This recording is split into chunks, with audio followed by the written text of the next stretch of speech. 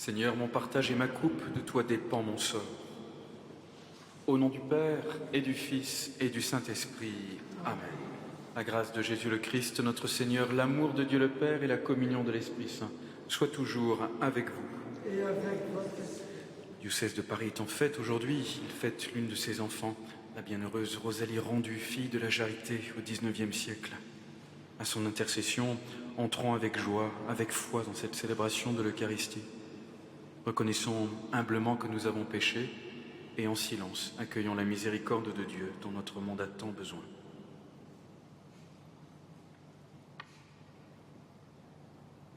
Je confesse à Dieu Tout-Puissant. Je reconnais devant vous, frères et sœurs, que j'ai péché en pensée, en parole, par action et par omission. Oui, j'ai vraiment péché. C'est pourquoi je supplie la bienheureuse Vierge Marie, les anges et tous les saints, et vous aussi, frères et sœurs, de prier pour moi, le Seigneur notre Dieu. Que Dieu Tout-Puissant nous fasse miséricorde, qu'il nous pardonne nos péchés et nous conduise à la vie éternelle. Amen.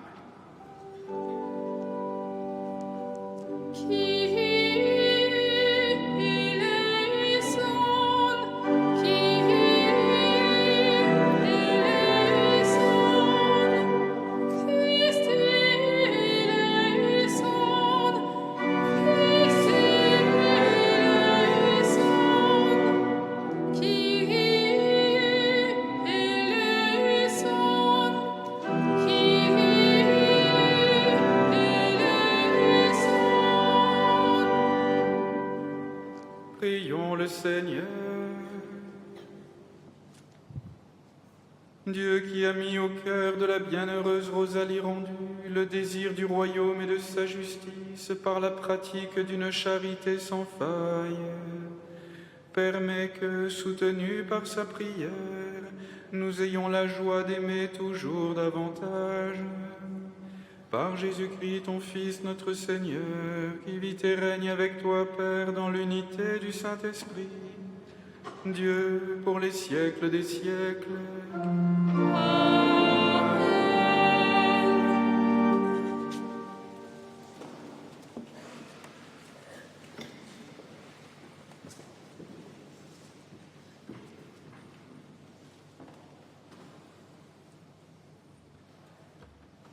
Lecture du premier livre des rois. Salomon avait fait de Jéroboam un inspecteur des corvées. Un jour que Jéroboam, étant sorti de Jérusalem, il fut arrêté en chemin par le poète Ahiyas de Silo. Celui-ci portait un manteau neuf, et tous deux étaient seuls dans la campagne. Ahiyas prit le manteau neuf qu'il portait et le déchira en 12 morceaux. Puis il dit à Jéroboam, « Prends pour toi 10 morceaux, car ainsi parle le Seigneur, Dieu d'Israël. Voici que je vais déchirer le royaume en l'arrachant à Salomon, et je te donnerai 10 tribus. Il lui restera une tribu à cause de son serviteur David et de Jérusalem, la ville que je me suis choisie parmi toutes les tribus d'Israël. » Les 10 tribus d'Israël rejetèrent la maison de David, et cette situation dure encore aujourd'hui, où ceci est écrit. Parole du Seigneur. Nous rendons grâce à Dieu.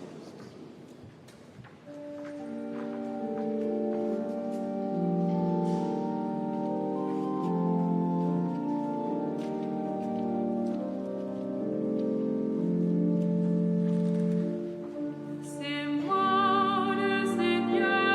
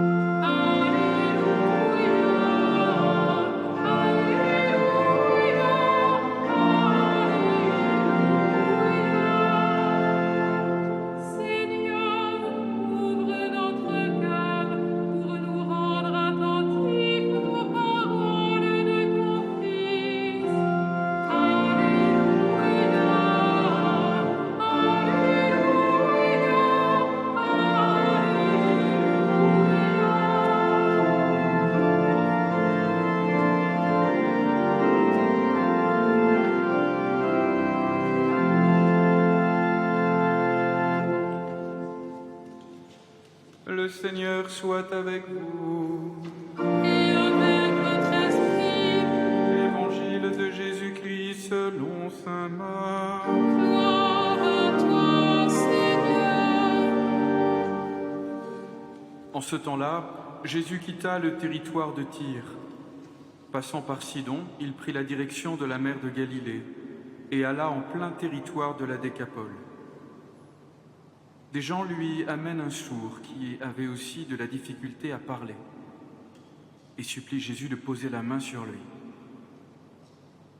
Jésus l'emmena à l'écart, loin de la foule, lui mit les doigts dans les oreilles et avec sa salive lui toucha la langue. Puis, les yeux levés au ciel, il soupira et lui dit « Ephata », c'est-à-dire « Ouvre-toi ». Ses oreilles s'ouvrirent, sa langue se délia, et il parlait correctement. Alors, Jésus leur ordonna de ne rien dire à personne. Mais plus il leur donnait cet ordre, plus ceux-ci le proclamaient. Extrêmement frappé, il disait « Il a bien fait toutes choses. Il fait entendre les sourds et parler les muets. » Acclamons la parole de Dieu. Louange à toi, Seigneur Jésus.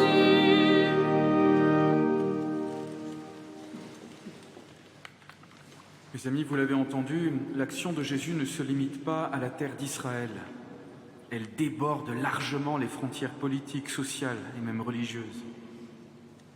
Le Christ est venu pour libérer l'homme de l'emprise du mal qui l'aliène des autres et de Dieu, et le restaurer dans sa capacité relationnelle. Car l'homme est un être de relation. Nous sommes des êtres de la parole. Elle est le fondement de notre communication. Ne plus entendre, c'est être jeté hors de la sphère des échanges interpersonnels et donc hors de la sphère humaine. C'est aussi perdre la possibilité de s'exprimer, car le sourd, ne pouvant vérifier ce qu'il dit, finit bien vite par s'enfermer dans le mutisme. Hélas, telle est bien la triste situation de notre pauvre humanité. Spirituellement sourds et aveugles, nous nous replions sur notre intériorité, vide, emmurés dans notre solitude, incapables de communiquer vraiment, ni avec Dieu, ni avec les autres. Alors qu'on demande à Jésus uniquement de poser la main sur le malade, le Christ va faire bien davantage, vous l'avez entendu. Mais auparavant, il l'emmène à l'écart, loin de la foule, loin des curieux, avides de merveilles. Jésus met ses doigts dans les oreilles du malheureux et touche sa langue d'un peu de salive, exprimant ainsi concrètement sa solidarité profonde avec sa condition misérable. Vous savez, il fera de même pour l'aveugle, appliquant de la salive sur ses yeux, en Marc 8 pour les curieux. Ne faisant plus qu'un avec ce frère en humanité, blessé dans sa chair et dans son âme, Jésus lève les yeux vers Dieu son Père, signifiant ainsi clairement l'origine de la puissance qu'il met en œuvre. Le soupir qui prolonge son regard suggère l'action du souffle du Très-Haut qui restaure notre pauvre humanité dans sa capacité relationnelle. Ces gestes trouvent tout leur sens dans la parole qui les accompagne. « Ephata, ouvre-toi ». On comprend que l'Église ait toujours été très sensible à cet épisode qui exprime si bien la compassion active du Christ à notre égard. Et c'est sans doute pourquoi elle a introduit le rite de l'Ephata dans la liturgie du baptême. Remarquons que Jésus ne dit pas que s'ouvrent tes oreilles, mais sois ouvert tout entier. Car c'est l'homme dans son intégralité qui est malade du péché et que Jésus vient guérir. Et l'effet est instantané. Ses oreilles s'ouvrirent. Aussitôt sa langue se délia et il parlait correctement. L'homme est rétabli dans sa beauté originelle. La remarque émerveillée de l'entourage, tout ce qu'il fait est admirable, il fait entendre les sourds et parler les muets, fait écho au livre de la Genèse. Dieu vit tout ce qu'il avait fait. C'était très bon. Jésus est venu pour une nouvelle création qui accomplit ce qui s'annonçait dans la première et que le péché a mis en échec. savoir une humanité réconciliée, vivant de la vie même de son Créateur, Créateur reconnu comme Dieu et Père. Amen.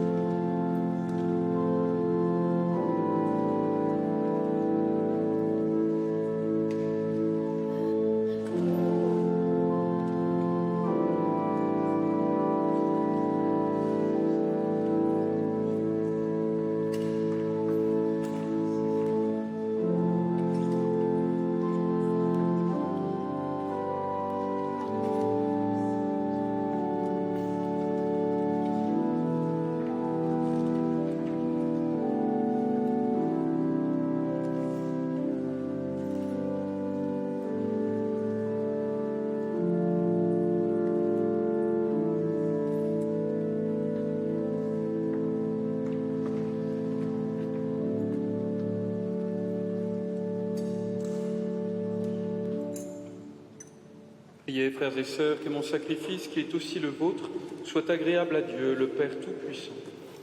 Que le Seigneur reçoive de vos mains ce sacrifice à la louange et à la gloire de son nom, pour notre bien et celui de toute l'Église. Dieu de grande bonté, en la bienheureuse Rosalie rendue, tu as détruit l'homme ancien pour créer un homme nouveau à ton image.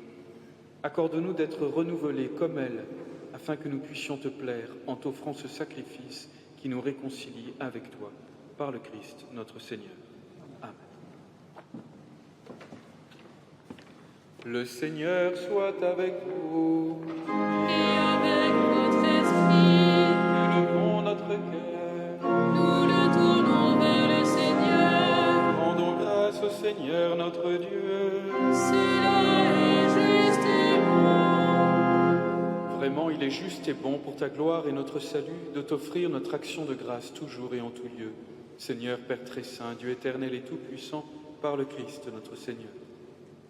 Tu ne cesses de fortifier ton Église et tu lui donnes une fécondité nouvelle par la foi admirable dont témoignent les saints. Tu nous présentes en eux des signes très sûrs de ton amour.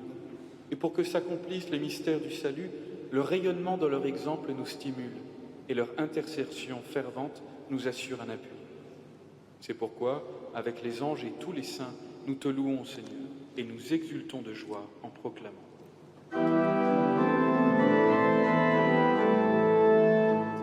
Sanctus,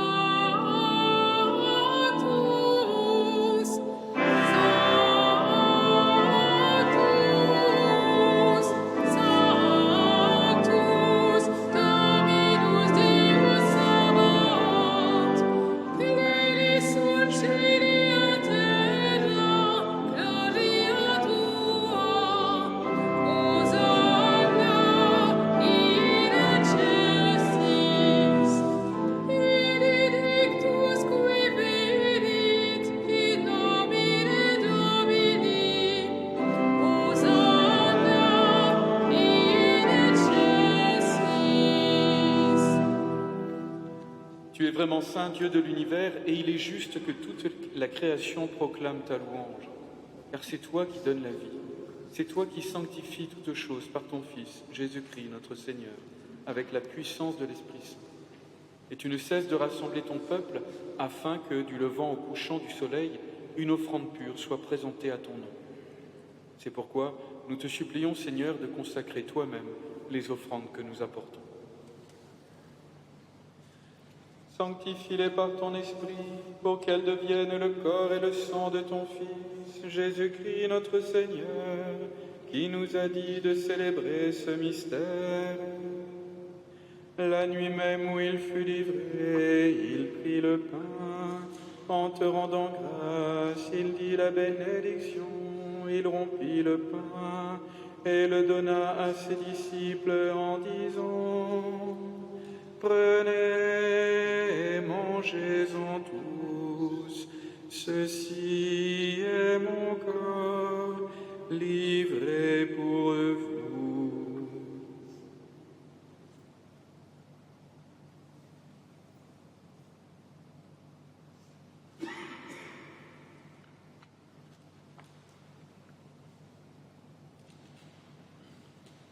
De même, après le repas, il prit la coupe.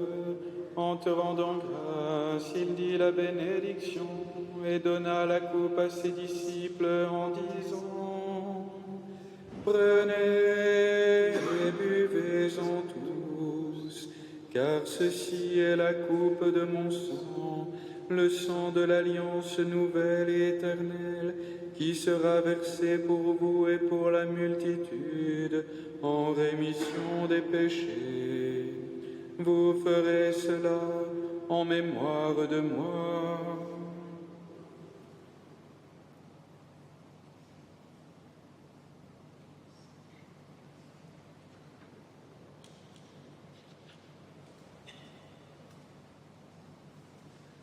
Proclamons le mystère de la foi.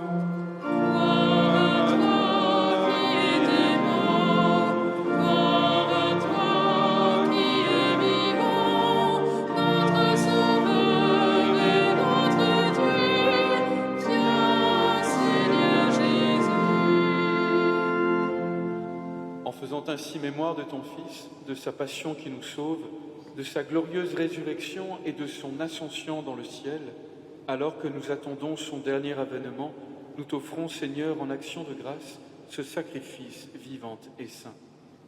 Regarde, nous t'en prions, l'oblation de ton Église, et daignes y reconnaître ton Fils qui, selon ta volonté, s'est offert en sacrifice pour nous réconcilier avec toi. Quand nous serons nourris de son corps et de son sang, et remplis de l'Esprit Saint, accorde-nous d'être un seul corps et un seul esprit dans le Christ.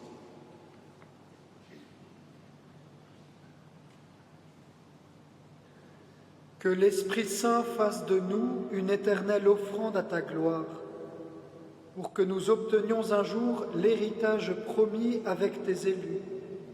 En premier lieu, la bienheureuse Vierge Marie, Mère de Dieu, avec Saint Joseph, son époux, les bienheureux apôtres, les glorieux martyrs, la bienheureuse Rosalie rendue et tous les saints qui ne cessent d'intercéder auprès de toi et nous assurent de ton secours.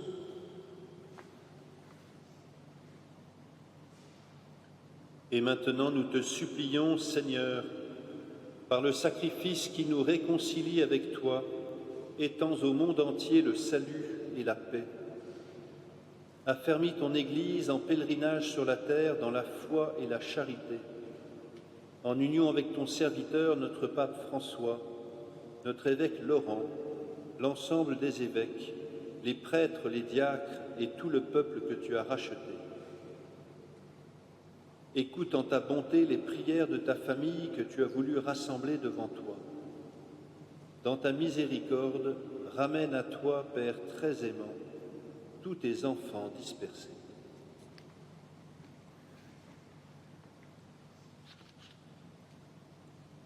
Souviens-toi du Christian, de Caroline qui ont quitté ce monde et que tu appelles auprès de toi. Puisqu'ils ont été unis à la mort de ton Fils, accorde-leur de participer à sa résurrection, le jour où le Christ ressuscitera dans la chair ceux qui sont morts et transformera nos pauvres corps à l'image de son corps glorieux. Souviens-toi aussi de nos frères et sœurs défunts. Souviens-toi de tous ceux qui ont quitté ce monde et qui trouvent grâce devant toi. En ta bienveillance, reçois-les dans ton royaume, où nous espérons être comblés de ta gloire, tous ensemble et pour l'éternité, quand tu essuieras toute larme de nos yeux. En te voyant, toi, notre Dieu, tel que tu es, nous te serons semblables éternellement. Et sans fin, nous chanterons ta louange, par le Christ notre Seigneur, par qui tu donnes au monde toute grâce et tout bien. Par lui, avec lui et en lui, à toi, Dieu le Père Tout-Puissant, dans l'unité du Saint-Esprit, tout honneur et toute gloire pour les siècles des siècles.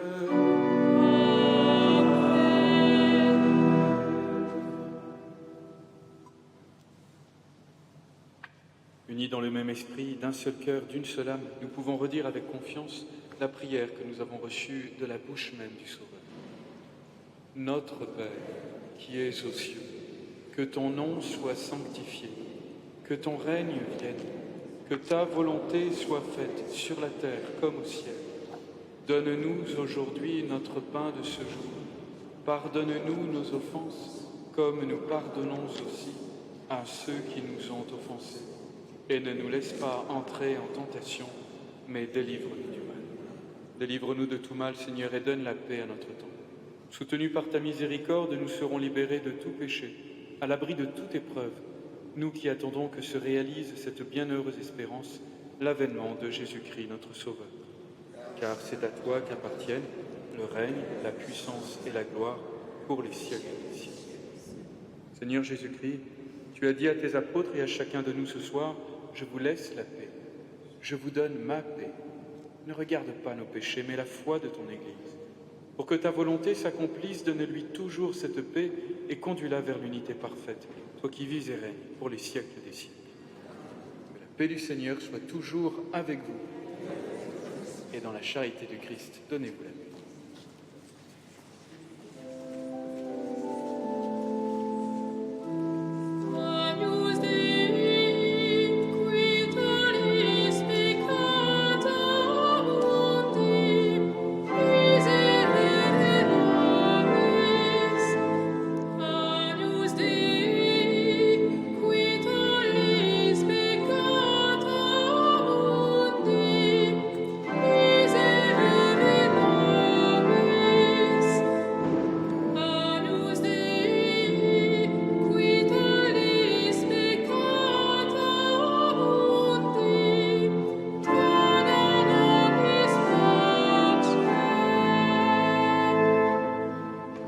Voici l'agneau de Dieu, voici celui qui enlève les péchés du monde.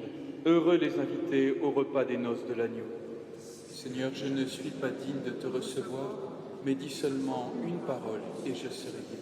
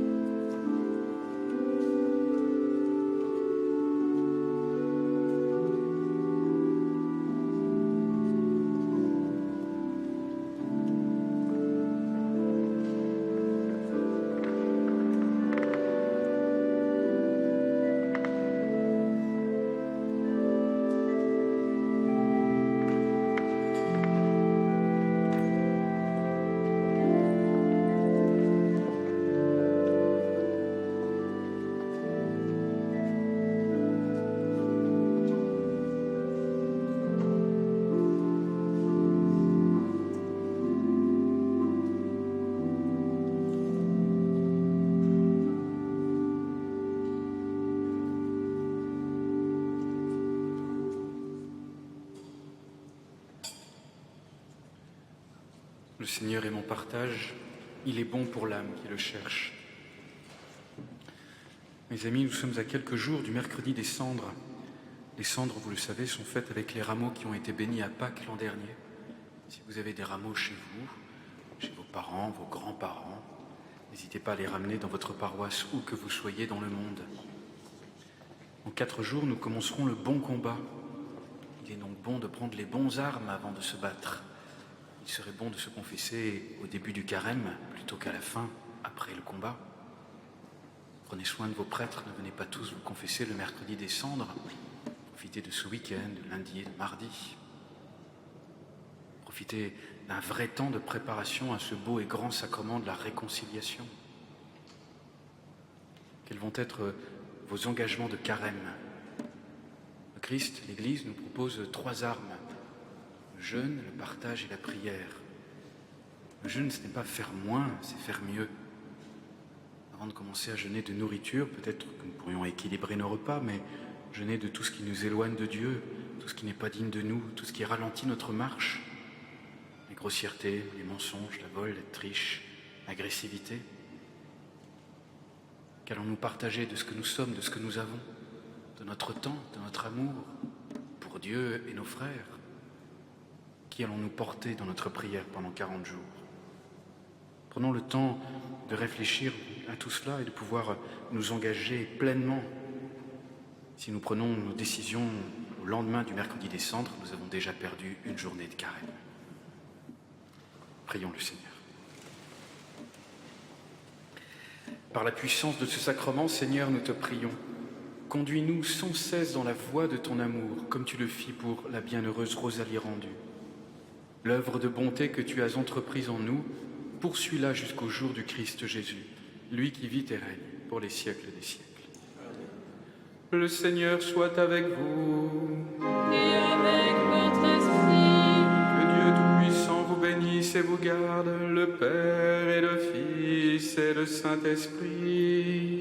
Amen. Allez dans la paix du Christ. Nous rendons grâce à Dieu.